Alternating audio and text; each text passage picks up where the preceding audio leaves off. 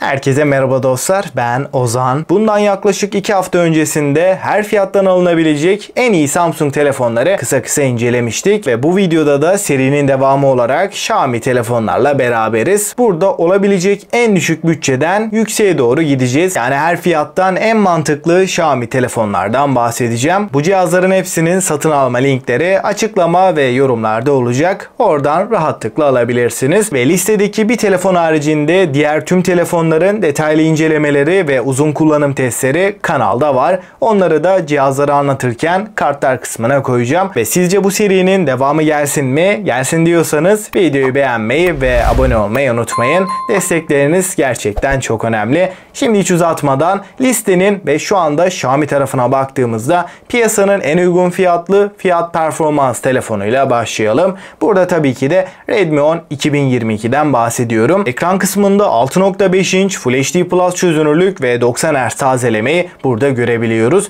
Ekran açısından bu fiyat bandında alabileceğiniz en mantıklı telefon diyebilirim. Yonga seti olarak da Helio G88 gibi alt orta sınıf arasındaki en iyi işlemcilerden birini görüyoruz ve 4 GB RAM de bu sisteme eşlik ediyor. Kamera tarafında da 50 megapiksel f1.8 ve Full HD 30 fps videolar çekebilen bir kamerayı görebiliyoruz. Yardımcı kameralarımızda da 8 megapiksel ultra geniş ve 2 megapiksel makro kameramız bulunuyor. Ön tarafta da 8 megapiksel ve Full HD 30 fps çekimler yapabilen bir kameramız var. Kamerası, işlemcisi ve ekranıyla bu fiyat bandında oldukça iddialı diyebilirim. 5000 mAh batarya ve 18 Watt hızlı şarj desteğini de Redmi 10 2022'de görebiliyoruz. Tasarımsal açıdan da bir o kadar iyiyken fiyat performans yönünde de kesinlikle fiyatını hak ediyor. 7000 bandına geldiğimiz zaman da her yönüyle bence hala en iyi cihaz olan Note 10S'i görüyoruz. 6.43 inç Full HD Plus ekranı AMOLED bir panelle beraber geliyor.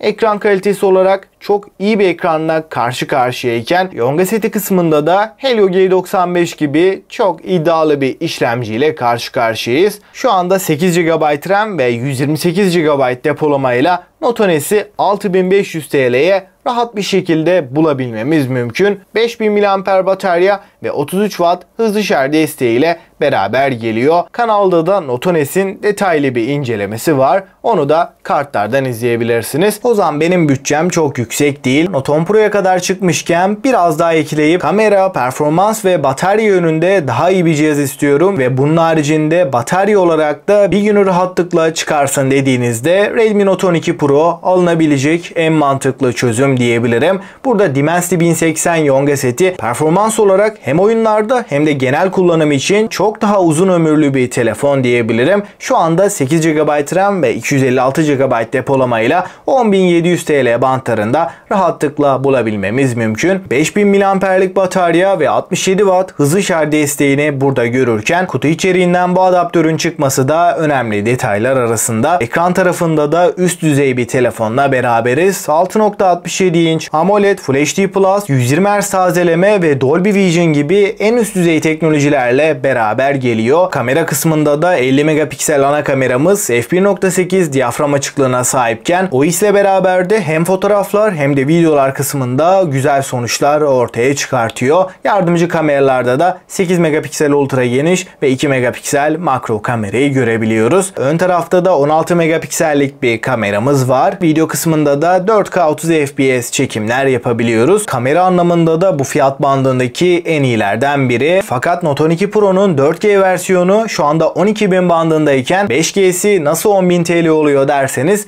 burada maalesef ki ithalatçı garantisinden bahsediyorum. Yani Xiaomi Türkiye garantisini Note 12 Pro'nun 5G versiyonunda göremiyoruz. Ancak bence çok büyük bir problem değil. Burada 4G versiyonunu almaktansa 5G'yi almak her anlamda çok daha avantajlı diyebilirim. Sadece kamera ve performans olarak değil, uzun ömürlü kullanım için de Note 12 Pro 5G bu fiyat bandında alabileceğiniz en iyi telefonlardan biri. Bütçeniz 14.000 bandındaysa da Poco X5 Pro ile karşılaşıyoruz. Tasarım anlamında çok daha özgün ve bir o kadar şık bir tasarımla önümüze çıkıyor ve kameraların tasarımı da Poco logosu da bu kez bence güzel olmuş. X5 Pro'da da 6.67 inç AMOLED 120 Hz yenileme ile birlikte geliyor. Burada kameralar tarafında ise arka tarafta üçlü kamera sistemini görürken ana kameramız 108 megapiksel f1.9 diyaframa sahip ve Samsung üretimi olan bu sensör güzel sonuçlar ortaya çıkartıyor. Video konusunda da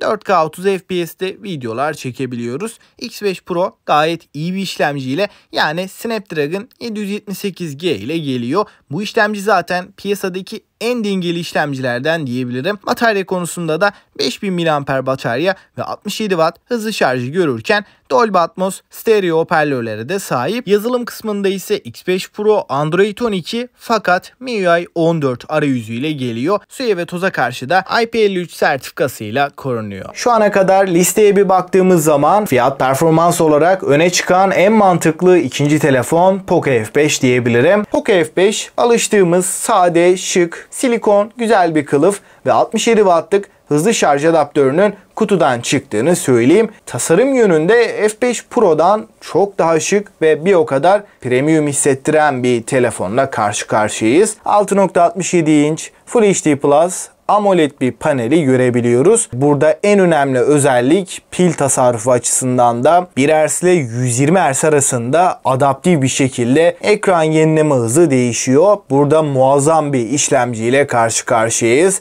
Snapdragon 7 Plus Gen 2, arka tarafta Poco F5 Pro ile aynı kameraları görebiliyoruz. 64 megapiksel OIS destekli ana kameramız, 8 megapiksel ultra geniş ve 2 megapiksel makro kameramız var. 5000 mAh batarya ve 67 Watt hızlı şarjla beraber geliyor. Ve listedeki son cihazımıza gelirsek, burada 20.000 TL bandında alınabilecek en iyi telefondan bahsedeceğim. Xiaomi 12T'yi görüyoruz. Güncel ve biraz daha üst seviye bir cihaz olduğunu bize hissettirirken Xiaomi 12T'de stereo çift hoparlör sistemini görüyoruz. 6.67 inç AMOLED 120 Hz tazeleme hızına sahip, gerçekten her kullanıcının beklentilerini fazlasıyla karşılayabilecek üst düzey bir ekranla geliyor. İster video izleyin, ister oyun oynayın, bu ekranın vermiş olduğu deneyimden hem tepkisellik olarak hem de görsel deneyim açısından fazlasıyla memnun kalacaksınız. Yonga seti tarafına baktığımızda da MediaTek'in en güçlü serilerinden Dimensity 8100 işlemcisini görüyoruz. 8 GB'lık RAM ile birlikte geliyor. Performans açısından Android tarafındaki